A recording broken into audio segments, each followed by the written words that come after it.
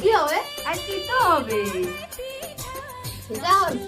এই যে উপরে পুর দিল, তারপরে আরেকবার ঢাললিও, তারপরে ছোলাটি দিয়ে দিলাম এই ঢাকাটি। ঢাকা দেওয়ার পরে একটা কাপড় দিয়ে দিলাম, দিয়ে এরপরে জাল দিলাম, দিয়ে একটু পরে ঢাকাটা খুলবো, খুলি তারপর দেখবো এবারে খিচাটা হইলো না হইলো। চুনু মা এরকম করে করতে হয়, তুমিও করতে শিখে যাবে। তুমি আমার কাছে বসে সব শিখে মা এখনো হয়নি। বাবা দাঁড়াও, ঢাকাটা খুলি, তারপরে দিব।